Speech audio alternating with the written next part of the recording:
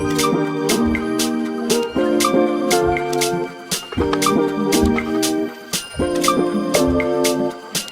everyone, this is Belle from Two Crafty Sheilas. Apologies, we haven't been uploading a heap of, I'm going to say, whip and chat type videos lately. Loz and I, unfortunately, have both been a little bit stressed, a little bit unwell with work, and then just trying to coordinate times that she and I can both get together to record has been a little bit difficult. So apologies for that. But in the interim, we're coming up on halfway through August now, and I'm about to kit up a new project for this month. So it's a really, really cute little image, which we've called Pasta Puppy, which is by Marilyn Casanave in conjunction with Diamond Art Club. I was actually going to use release papers for this one, so I thought I'd use this as a really good opportunity to do a how-to video with you guys and just show you how I do the process. Now, the big thing to remember with anything in diamond painting is there is no right and wrong way to do it. This is your craft. You do what works for you. But this is just one way that you can kit up a new project. So the big thing to understand is that there are two types of glue. There's poured glue, which usually comes as your clear cover. There is also double-sided adhesive. Now that usually comes with I'm going to say like an opaque cover, and it's usually sort of, I mean, this is a Diamond Art Club release paper, but it's usually this sort of a look on the top of the cover that they've got on there. So you usually can't see through to the image. With any double-sided adhesive, I would strongly recommend don't change out the cover that already comes with the painting. Leave it as it is and just remove sections of it as you're doing it. It's largely because double-sided adhesive can be very, very tricky to work with. It's very unforgiving, and if you get a little bit of a lift in it and you create a bit of a bubble or a river in the glue, it can be fixed, but it's a lot of hard work and it's a lot of stress. So it's best just to leave it unless you absolutely have to. But the poured glue that we're seeing a lot more in a lot of different canvases, it's a lot more forgiving and you get a lot more flexibility with it. So I'm going to show you how I do release papers for this. With release papers, now if money is a factor, I have heard that you can use like baking paper. However, I would be very, very cautious with it because you do need to make sure that you're using non-stick. There may also be issues around particular brands and things. I've never been game to use it. I've opted to do a one-off purchase and get some release papers which are reusable. Okay, now the next thing with it is you can get very, very plain release papers. You can get, I'm going to say fairly thin release papers, or you can go a lot thicker and a lot more opaque, and then even decorative ones. So there is a whole range out there that you can get what you want out of this. There's a whole heap of different sizes you can get as well, or you can buy the bigger ones and cut them down to a size. So just as a bit of an example, this one I got as a little bit of a freebie when I did a big purchase from the Creativity Squirrel, who is an Australian Etsy company. So these are just little reusable release papers, and you can see, like, if I put them down on the canvas, it's a little bit hard on the camera, but you can see, like, they're fairly see-through. So it is something that some people do like. They like to be able to see what they're working on through the paper. I actually kind of like that sometimes it's a bit more opaque and you sort of get a bit of a surprise when you lift open a section. But again, whatever works for you, there is absolutely nothing wrong with using these.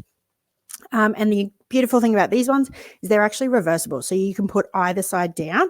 There's no right and wrong for that. And they're a cute little size too. The next one that I've been given was when I was first buying some of the more expensive license companies. I actually bought them through a D-stash. That's one of the ways that I met Loz. But there was another lady that I bought quite a few through when I was first starting, and she was nice enough that she actually supplied me with some Diamond Art Club release papers. So again, these ones are only one-sided. This side that has the print on it cannot go down onto the glue. But again, you can sort of see, just as a comparison, it's quite see-through. It's not really opaque in there.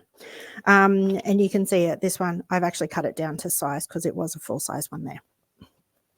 Okay, next ones are, there's two different sorts here. Now, I bought some release papers off a D-stash site in Australia. I wanted to try some of the companies from overseas because the postage to Australia is a lot of money. And I wanted to be able to try before I bought, you know, from the original company. So with this one, this is one of the Etsy shops that you can get online. And the lady I bought it from, she was nice enough. She's actually included a bit of a cover minder for me that was 3D printed. But you can see this one, really, really cute little llamas. I think the print is actually called Christmas Llama, but absolutely adorable. And you can see like where the colors have sort of faded a little bit, but it is a really, really nice print. So I'm really happy that I got that one as a trial run. As far as the actual backing goes, it's a very similar backing to what we saw with the Diamond Art Club one. It's just that, again, this is only a one-sided release paper. It cannot be used with this side down. Otherwise, you are actually going to have that stick to the glue and completely ruin it. And it'll be a nightmare to get off. So with that, sort that afterwards.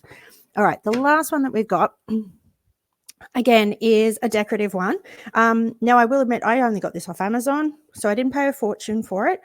It was the first one I actually purchased, and I'm really impressed with what I bought. So I don't have an issue with having bought it on Amazon. With this one, this is what they originally look like. So a really, really cute little Halloween image. Again, only one-sided. The decorative side does not go on the glue. This is the side that has to be up. But sometimes when I use release papers, I like to mix it up and sort of go something a little bit different. So what I've done is on a lot of these, I've actually put separate little stickers on there. Now, no two stickers are the same. And I've then created a on a spin the wheel app. Sorry, words were not working for me. On one of the free spin the wheel apps, I've actually created a wheel which is just for release paper stickers, and I just use as many as I need to and put them on here, and then I create a wheel with just that amount of stickers on it. I'll then spin the wheel, and whatever comes up is the section that I'll do next. So it does mean that sometimes I'll have like this bit here, this bit here, this bit here, this bit here, then this bit here, and it just, to me, I really enjoy it because it brings the canvas to life in a very, very different way. But again, no right and wrong, whatever works for you and however you want to make this work, just do it. It's all about the love of the craft. It's got nothing to do with how you do the process. All right. So the next trick with doing your release paper side of things, I'm really sorry if you can hear the wind. It's getting quite gusty here. But with this is you now need to pick which size that you would like to do at any one time. So it's very similar to the sectioning off with washi tape that I've done. I'll put a link of that video in the description below. But sorry, with this, you very much just choose the size that you want to do and you create your sections to be that size. Now, this canvas is a 43 by 43. You can see I've already done my washi tape edging just to cover the glue around the sides. And so now I'm ready for the release papers. With a 43 by 43, I usually like to do my sections sort of 10 to 15 by 10 to 15. So I'll probably just do this as a 4 by 4 section. Again, I'm a bit of a perfectionist and my OCD does not really cope if things are not square and even. So I measure this out, but honestly, if you've got release papers and you've cut them to the size that you're happy with, just put them down. You don't need to go to this extreme like I do, but whatever works for you. So we'll do the first one together and then I'll put a little bit of music on in the background and you can just watch me go for it and we'll come back at the end. Okay. All right. So first step is, because I'm going to do this, I can remove the entire bit of plastic. I am now not going to stop until we are finished to make sure that that canvas is now covered and my glue is now protected. Okay. I am someone who will actually rotate my canvas around, but as a general rule, I will always start the top right corner. So this is where I'm going to measure it out, and I'm going to make sure that my sections then match in with this, and I will have overlapping bits. That's absolutely fine. Okay. So it ends up being 42 and a half, 21 and a quarter. So I am really looking at just over 10, about 10 and a half each. Okay. Now the first one is always the hardest one to do. So it's going to be roughly there. Okay. And then I need to measure this way.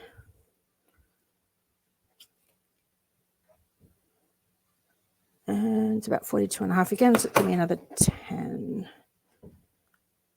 and a half. Actually, that was a pretty good guess. Okay. And then it's just a matter of lining it up.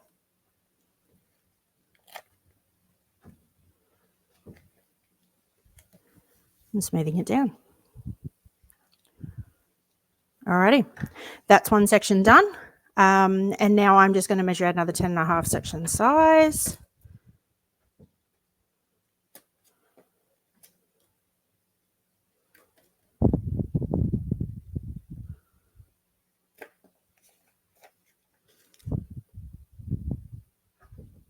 About there.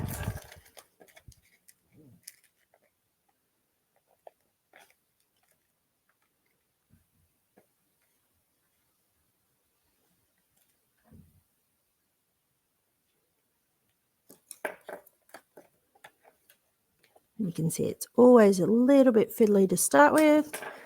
And then once we're up and running, everything is nice and easy.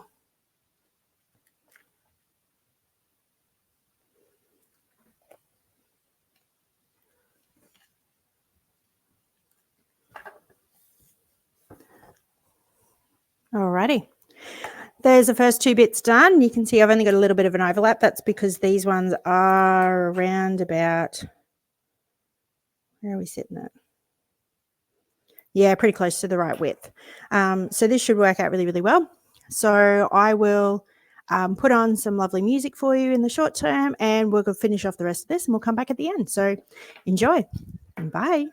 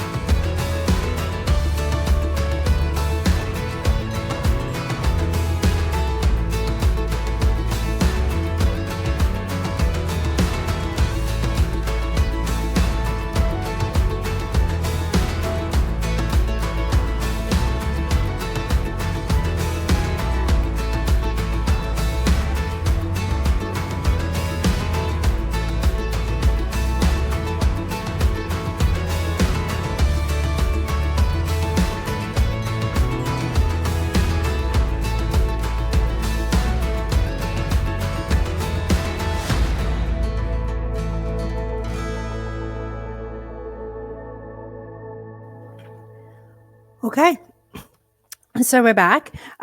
So now you can see this is how the canvas looks now that it's all been fully sectioned off. You may or may not be able to see clearly in the video.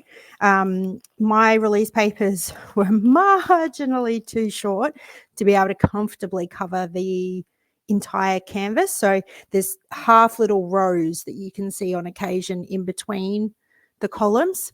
Look, to be honest, this is a really, really small canvas. I'm going to get it finished within hopefully a week or two. So I'm not particularly concerned that there is a tiny, tiny little bit of glue showing. It's not going to be showing for long enough that it's going to dry out, get too much animal hair in it or anything like that. If this was a far bigger canvas, I would have definitely been more concerned. I would have changed my section sizes and I would have just had a lot more overlap. But that doesn't worry me at all. Okay, so that's pretty well all I've got for you today. Sorry, this is a little bit of a short video, but I just thought I would show you the different ways that you can section off canvases. But honestly, it's whatever works for you. Tell me in the comments below, have you ever tried to section off a canvas using release papers?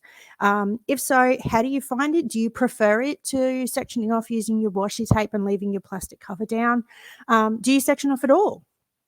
Or are you one of the few people that do the entire canvas with one color and come back to it? And hats off to you guys. I don't know how you guys do it, but I always find that a fascinating one that some people do that as a process. But let me know in the comments below what your process is.